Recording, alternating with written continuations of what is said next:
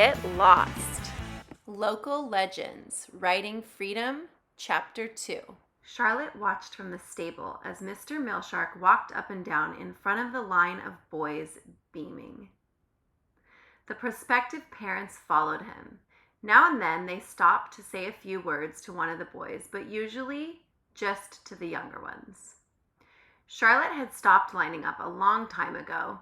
She was never considered for adoption anyway. People wanted boys to help with their farms or a son to carry on the family name. Or they wanted someone young and cute. Once, when Charlotte had been as cute as they come, a couple came through the kitchen. The wife saw Charlotte standing on a stool washing dishes.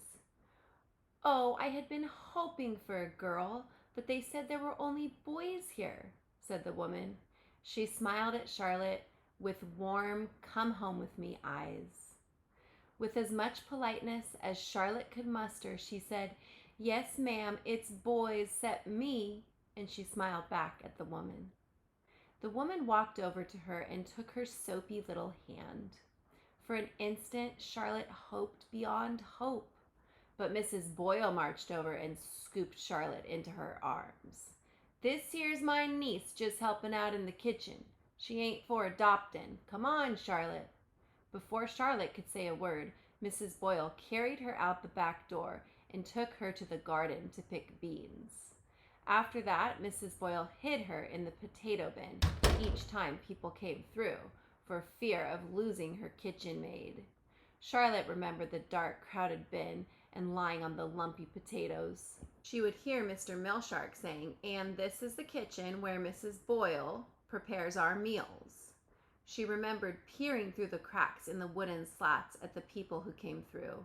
Sometimes Charlotte wanted to push open the lid and jump out and yell, I'm here, I would like a home, pick me, pick me."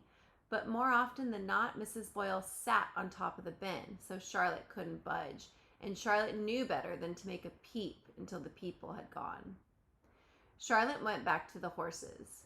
What would be the point of lining up with the boys anyway? Even though Mrs. Boyle couldn't hide her in the potato bin anymore, nobody wanted an almost grown girl. Freedom seemed worse. Vern hovered around her for an hour, trying to figure out what was wrong. He just kept shaking his head. Charlotte got a bad feeling deep inside. Later, as Charlotte served the soup at dinner, Hayward whispered, "We heard someone got adopted. Maybe it'll be William." "Nah," said Charlotte, "we ain't that lucky." "Who do you think it is, Charlotte?" asked Hay. But Charlotte didn't answer. Any other time, she would have been as nosy as the rest about who it was, but all she could think about was freedom. As soon as she finished the dishes, she went back to the stable. She wanted to do something, anything, to make Freedom feel better. She sat next to the filly until well after midnight, when Vern finally sent her to bed. "We won't know nothin' till the morning," he said. Reluctantly, Charlotte returned to her room. She tossed all night, anxious for morning, but she knew she couldn't check on the horse until after breakfast. Would she survive? Sweet Freedom, she just had to make it. Charlotte tried to hurry through the Sunday morning dishes, but Mrs. Boyle would have none of that. "Charlotte, don't you be giving those dishes a lick and a promise. You scrub those pans until they're clean," she yelled. Charlotte thought she'd never finish. When she finally bolted out the kitchen door, Hayward was waiting at the back steps. "Let's go check on Freedom," said Charlotte, almost running. "Charlotte, wait, I heard who's been adopted," said Hayward as he hurried to keep up. "Yeah? Was it one of the young'uns?" "No," said Hayward. He stopped right where he was and waited for Charlotte to turn around and look at him. "Well, if it ain't William, I don't really care," said Charlotte. "I don't care much about anything right now except Freedom. You coming or not?" Hayward hesitated. "Yeah, I'm coming," he said. They hurried to the barn. Freedom's stall was empty. "Vern must have moved her to the small corral to let her get some air," said Charlotte. They turned and started toward the pasture, but when Charlotte saw Vern walking toward her, his face told it all.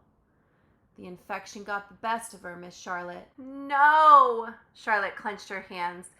"Me and some of the older boys buried her behind the south pasture and been out there all morning. She went real easy in her sleep. There was nothing we could do. Charlotte nodded. She squeezed her eyes tight. She was a real nice horse, said Vern.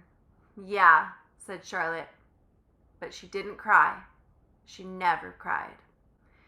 Ain't no shame in mourning a loss, Miss Charlotte, said Vern. But Charlotte pretended she hadn't heard him and walked over to a stall and called to the stallion. He came over and nuzzled Charlotte's hand. You sure have a way with them horses, said Vern. Charlotte nodded as she stroked the horse's head. You go right ahead and rake them stalls if you have a mind to it. You're the best stable boy I've got, said Vern. Sometimes I don't know what I'd do without you here tending to these animals. You're my right hand in this stable, Miss Charlotte. Charlotte forced a smile. A feeling crept up into her throat and made it hard to swallow. She felt like she was on the verge of something, and she tried to shake it off. When she couldn't, she grabbed a rake and started working. She tried to concentrate on the raking, but all she could see was her last glimpse of freedom, lying in the straw, breathing heavy, her eyes closed. Charlotte, said Hayward. She had forgotten about Hayward. He wanted to tell her something. But before she could ask, Mr. Milshark's stern voice startled her. Charlotte, he yelled.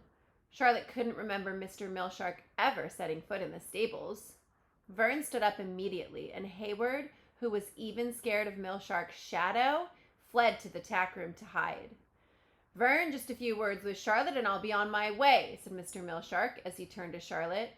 It's been brought to my attention that some of the townspeople don't think it's quite ladylike for you to be racing the boys. Remember, this is the 1800s. Our reputation here is of raising strong, strapping young men, and we can't have folks calling our boys mollycoddles now, can we? You're getting close to being a young lady, and you need to start acting like one. From now on, you will have full duties in the kitchen with Mrs. Boyle. The stable is off limits to you. Vern looked up from his work. He never questioned Mr. Milshark, but he said, She's a help in the stables. She does the work of 3 of them boys, and she knows the horses good as me. Is that so? Said Mr. Milshark. I heard she rode a sick horse in the race yesterday, and that the horse died this morning. A young man wouldn't have made such a foolish decision. She'll stay in the kitchen where she belongs. Mr. Milshark turned and left. Charlotte looked at Vern. He's got a cold heart, Miss Charlotte. And you know you had nothing to do with Freedom dying. I'm real sorry. Maybe he'll change his notion. Charlotte couldn't speak. She ran from the stables. She ran hard, without stopping, toward the tree line behind the pasture. She hated this place. Mr. Milshark would never, ever change his mind. Hayward called after her, Charlotte, wait! She slumped against a tree and bent over to catch her breath. Hayward caught up to her. Charlotte, you all right? I don't know, Hay. Stinking old Milshark. I can't think of nothing worse than not working with the horses. I can't wait to leave this place. Whoever got adopted is lucky not to have to look at Milshark's face ever again. I've been trying to tell you, Charlotte, said Hay. He looked down at the ground and drew a circle in the dirt with his boot. He didn't say anything. He just kept looking at the dirt. Hayward, what's got into you? Said Charlotte. It ain't William who got adopted. Well, you see, it was me. It's a family from Nashu. Name is Clark. Their boy died, so they came here to get one to take his place, and they chose me. I met him this morning, and the lady kept patting me on the head, and the man kept calling me son. I guess they don't mind about my ears. Charlotte stared at Hayward like he was talking crazy talk. Surely it couldn't really be true. Why, Hayward was only 10. He couldn't leave now. They had plans. She took a deep breath and felt her stomach do a flip. A voice came out of her mouth, but it sounded strange and shaky. That's real nice, Hay. I asked them if they wanted a girl too, but I guess they don't. Charlotte looked out over the pasture and nodded her head as if Hay were telling her some everyday news. Well then, when you leavin'? She asked. Tomorrow morning. Charlotte nodded again. Tomorrow was Monday. They always helped Vern soap the bridles on Monday. Of course, they could still change their minds. Do you think they'll change their minds, Charlotte? Charlotte looked at his worried face. Getting adopted was what every boy lived for. Even Charlotte had those dreams, dreams of a home, dreams of a family. At least Hayward would be in a better place than the orphanage. She shook her head and reassured him. Nah, she reached out and ruffled his hair. You're just what they want, kid. Charlotte sat down under the maple. She felt like someone had socked the wind from her. Her hands shook. She sat on them to keep them still. Hayward sat down next to her.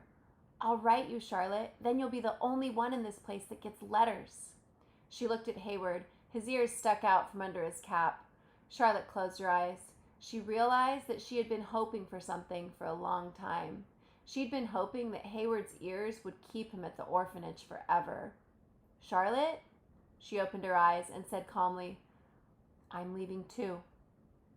Hayward looked at her like she'd lost her mind. You can't. You're not old enough. The last boy that run off got caught and owed the overseer 2 more years past 16. Charlotte felt a determined anger welling up inside her.